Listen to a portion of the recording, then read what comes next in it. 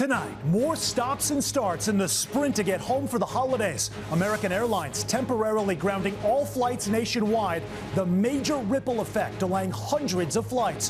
Thunderstorms grounding planes at a major hub. And after a white Christmas Eve for millions, heavy rain and the new storm threat on the radar tonight. The brewing labor battle at Starbucks, striking baristas, closing down dozens of the coffee giant stores all across the country. On Christmas Eve, the Pope's message, Notre Dame's rebirth, Bethlehem gone quiet, few tourists and subdued celebrations as war rages. The stunning spread of bird flu cases, the rising risk to some of the world's most endangered animals, the new crackdown on drones made in China, the move Congress has been looking into that could ban sales of the vast majority of drones here in the U.S., and the Christmas visitor who came in through the chimney, taking its place as the new star on top of the tree. This is NBC Nightly News with Lester Holt. Good evening. I'm Sam Brock in for Lester tonight. The final sprint of holiday travel once again running into some serious stumbling blocks. American Airlines passengers caught off guard this morning when all flights were grounded nationwide. The company faulting a vendor technology issue. That problem quickly resolved, but not without some missed connections and a cascading effect on the rest of the schedule.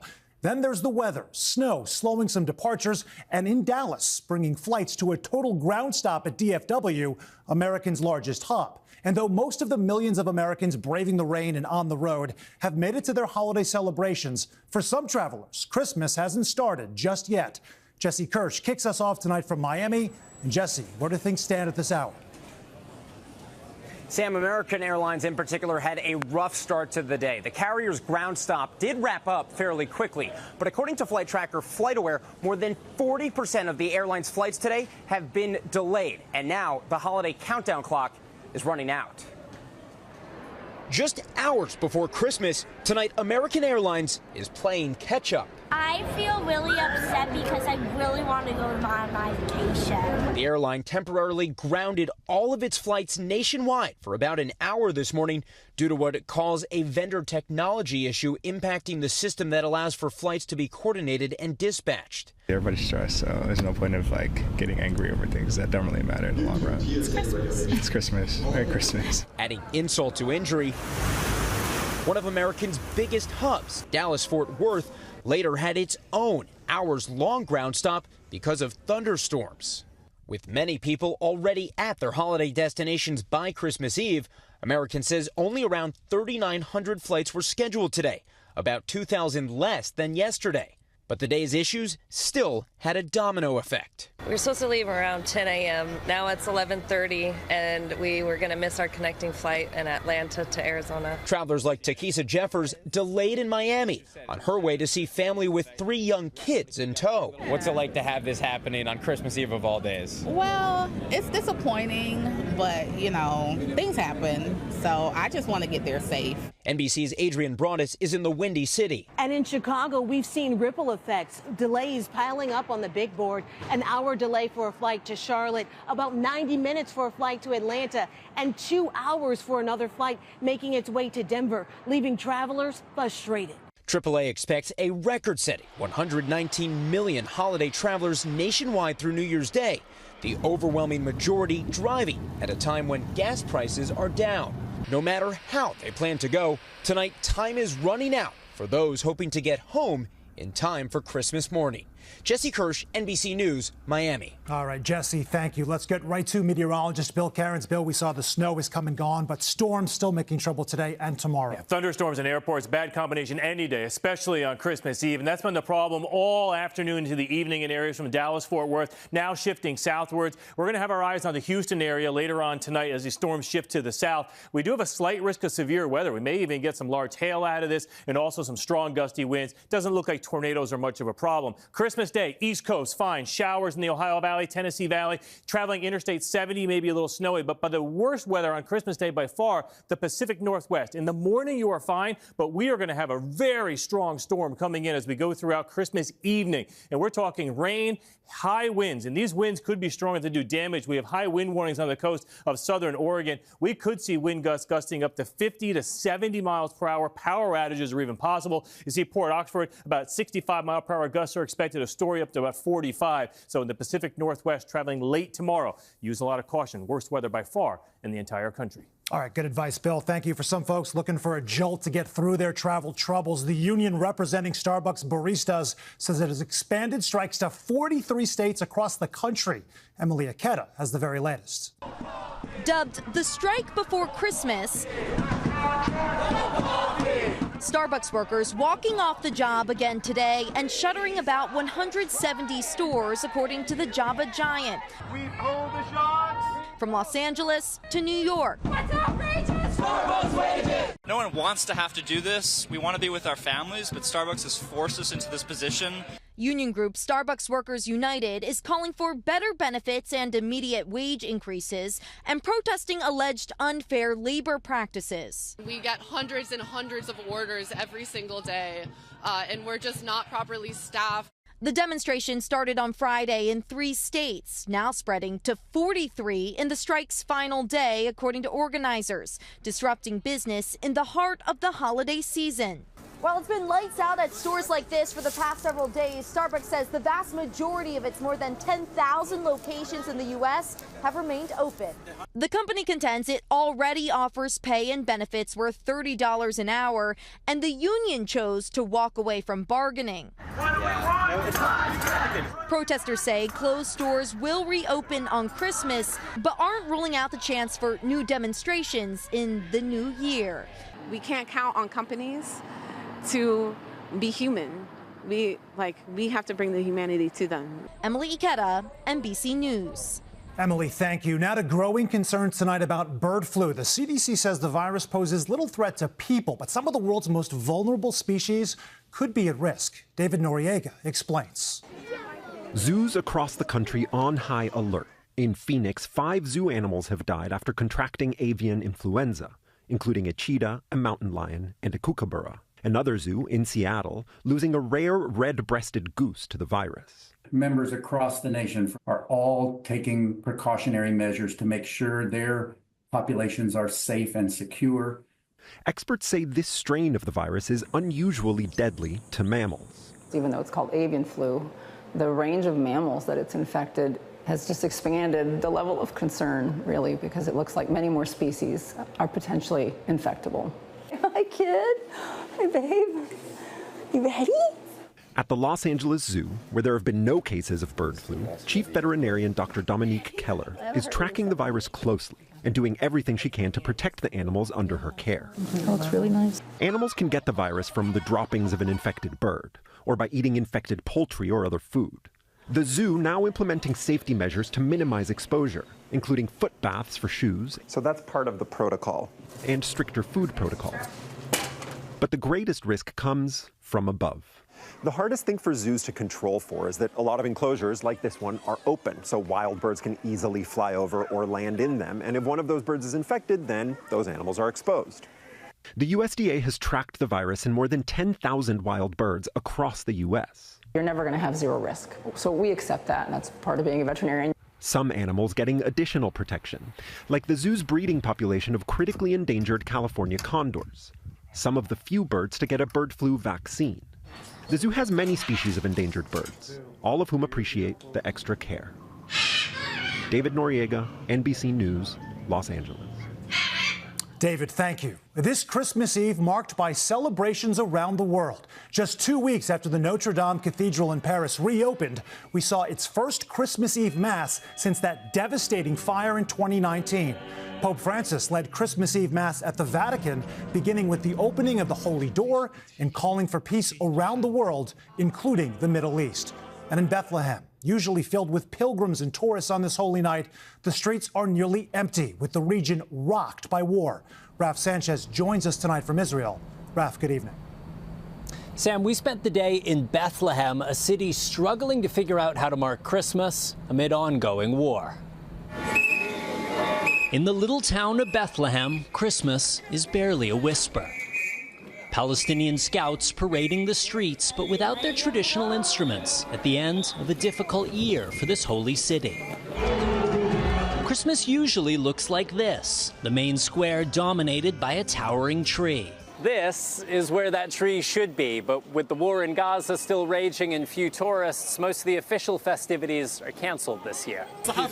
Church leaders calling for public signs of Christian hope, but muted celebrations. Bethlehem is the capital of Christmas. It's supposed to be the best time of the year. None of that is happening because we're mourning.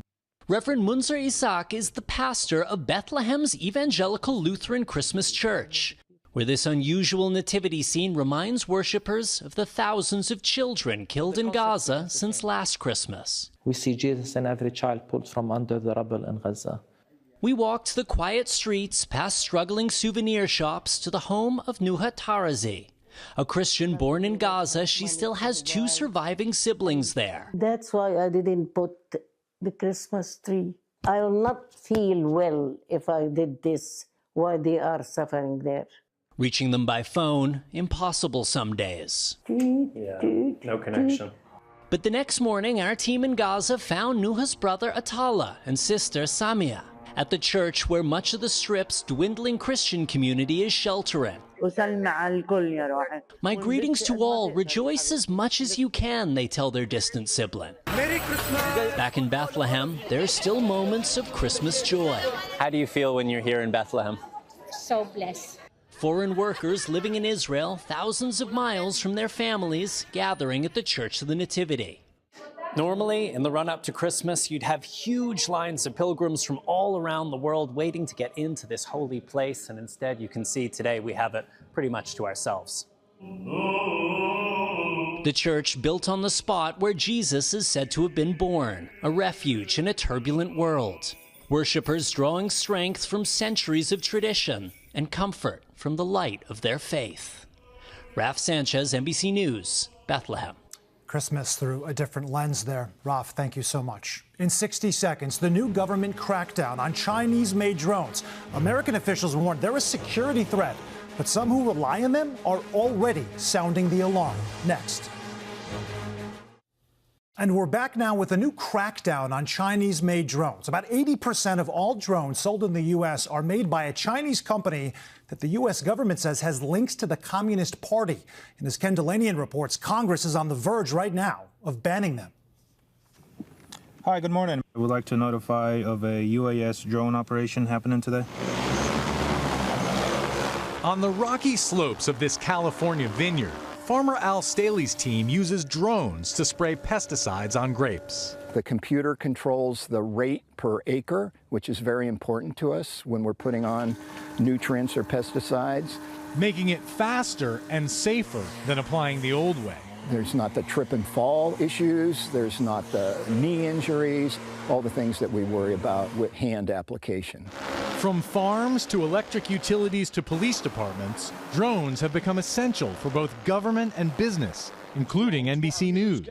The vast majority are made in China by one company, DJI, inside this futuristic factory.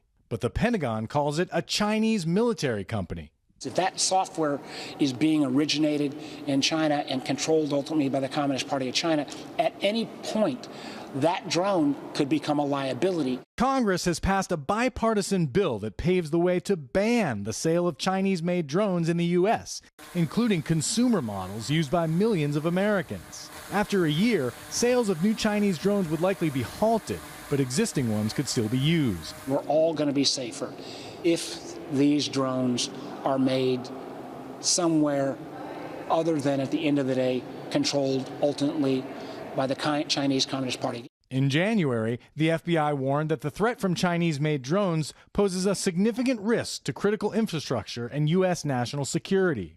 The fear that images and data collected by the drones could secretly be sent to China. DJI strongly disputes any connection to the military or the Chinese Communist Party and says it's willing to work with U.S. leaders to prove its drones are harmless. We've asked for evidence that there's some sort of backdoor or data security issue with our products. All we've been gotten in response is hypotheticals about what our products could do, but no evidence of actual wrongdoing. Al Staley says for him, the ban would be a setback, and nothing on the market is as good as DJI's drones. There are some American-made The wait list is extreme, costs a lot more money. What is the risk to society if China knows what I'm doing in my vineyard? Ken Delanian, NBC News. When we come back, there's good news tonight about this family's surprise visitor who came in through the chimney just in time for Christmas. Back now with Hawaii's Kilauea volcano, one of the most active in the world, erupting again, spending lava there spewing and smoke billowing on the Big Island. The U.S. Geological Survey says there are no immediate threats to infrastructure. Finally, there's good news tonight about a surprise gift that one family found on top of the Christmas tree. Here's our Joe Fryer. Look at that guy. This barred owl is no angel, but it's now a star. He's like, this is the perfect spot. In fact, the owl knocked over the star to claim this perch atop the Burgoyne family Christmas tree in Arlington, Virginia. I mean, I didn't even know what to think. I definitely didn't know what to do. The family says the owl flew in through the chimney, soaring back and forth from treetop to kitchen cabinets. Sergeant Spencer Murray with the Animal Welfare League of Arlington got the call. How hard is it then to catch an owl in a situation like this? Yeah, any bird that's inside an open area, you kind of just have to let them tire themselves out a little bit, let them go back and forth. It took about 10 minutes before the exhausted owl was low enough to catch, then quickly release. Out into the night. Off into the night. It was a highlight experience for Christmas season. It conjured up memories of another owl discovered 4 years ago in the Rockefeller Center tree, fittingly given the name Rocky. As for the Arlington owl, this week the Animal Welfare League brought the family a new tree topper, a fake owl. They say it's a reminder to cap your chimneys, but rest assured tonight Santa will still find his way in. He is, after all, as wise as an owl. Joe Fryer, NBC News. You might say, owls well, that ends well. That is Nightly News for this Tuesday. Thank you so much for watching. I'm Sam Brock. For all of us here at NBC News, thank you again. Have a great holiday. We'll see you next time.